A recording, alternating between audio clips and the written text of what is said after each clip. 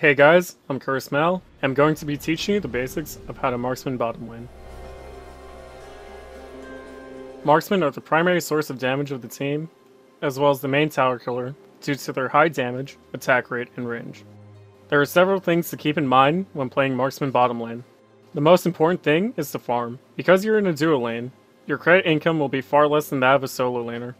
The next most important thing is to control your lane. Know when you can go aggressive or punish your opponent. For example, if you have more drones than the enemy, you can start to damage them with auto attacks. Or, if they are going for a last hit, punish them with your lane partner for heavy damage.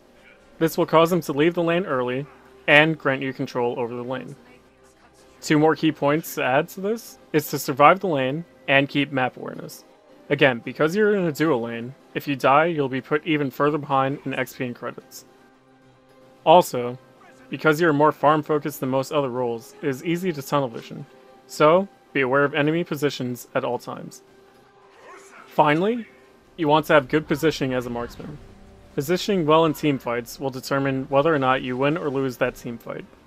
Be aware of who's around you, look for allies that can help keep you safe in team fights. Also, avoid the big damage dealers on the enemy team.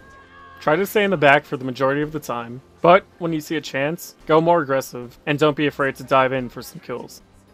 A few tips for laning would be look to go aggressive and trade when you're either up in levels, have more drones than the enemy, or you're ahead in items. If you have one or more of these advantages over your opponent, you can start to zone them out of XP range and credit range, causing them to fall behind, and you establish more control over your lane. After you have gotten your lane opponent's tower down, you may continue farming with good amount of vision to keep safe and stay ahead in credits. Or, you can look to roam with your lane partner, either mid or top, to help keep pressure on the map. Few tips for team fighting. When team fighting, be sure to adjust your positioning accordingly.